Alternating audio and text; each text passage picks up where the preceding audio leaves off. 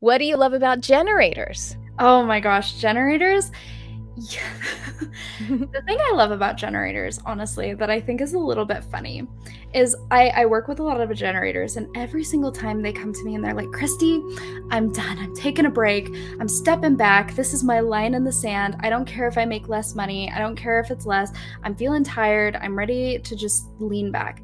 Every single time they lean back, their business explodes. Things happen for them. And it's such a joke in my world. It's like whenever a generator comes to me and they're like, I'm ready to lean back, I'm like, finally.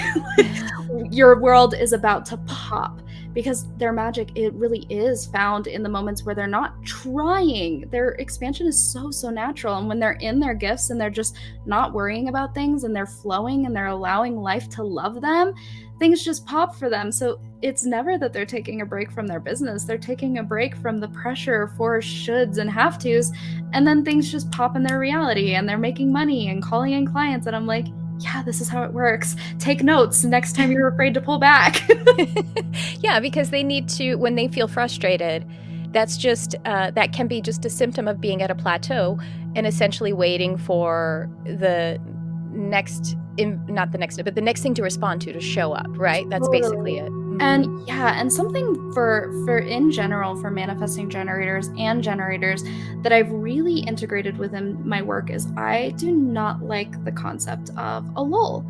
And a lot of people talk about these generator and manifesting generator lulls of like, hey, you're going to go through really good periods where things are popping off, and then you're going to slow down and it's going to feel like nothing's popping off. And what I've really seen is this projection of a label onto that popping off and that hard work time being really good, and this projection of rest and the integration period as being bad. And so what I've worked with my clients to do is to actually transcend the idea of a lull and go back to the pulse of the moment, to go back to deep presence, because in that energy, you're not attaching to a certain state being good or bad. You're just in flow with what's exactly being called through you.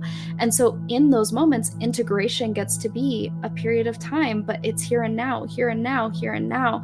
And so that's been something that's been really, really beautiful for them to look into, is transcending the idea of a lull and tuning into the pulse of the moment, which keeps them from freaking out in the moments of integration, right? That's so synchronistic, because I have a client that was something that came through. It was a channeled message for her, was to be in the pulse, the universal pulse. And she's a manifesting generator, but yeah, that. And she said she started walking around during her day. If she felt stressed or frustrated or freaked out, she'd just be like, yeah, I love that so much. And yeah, exactly. From that space, we don't project a label onto the lull as being bad. And what happens if we're in a state where we label it as bad? We add resistance onto that moment.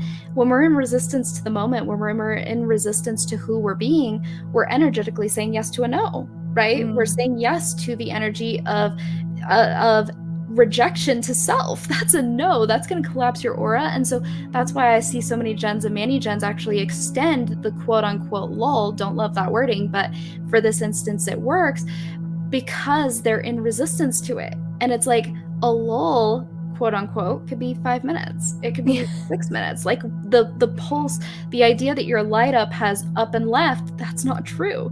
Pulse of the moment, what's being called through you right now, because in the next moment you could be inspired and ready to go, but now is rest. How can we love this moment just as much as the next, no matter how it looks?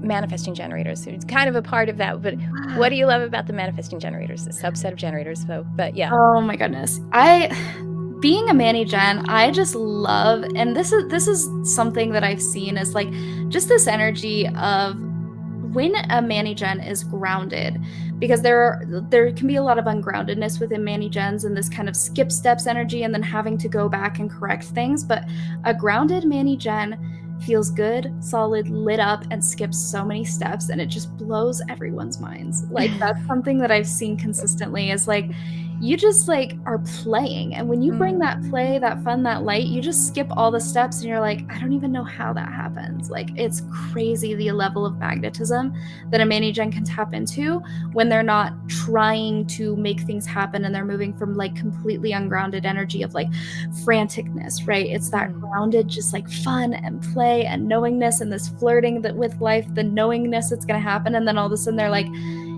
yeah, did I just double my income from last month? Like that kind of energy, you know, it's so magnetic.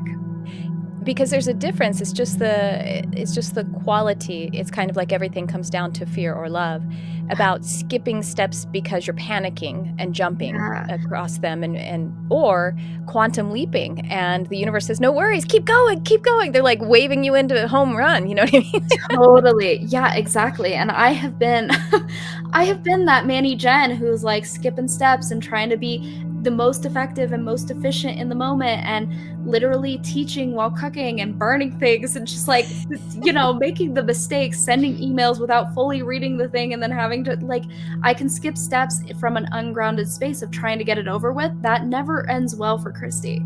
But when I'm in that Manny Jen like grounded energy of like, my desires are inevitable, they're being called through me because they're meant for me, I don't need to worry about this, let's play, let's be in the fun, let's be in the flirting, that's when I'm like, wow, how did that just happen? Quantum leap energy. Yes, that's great. That's powerful.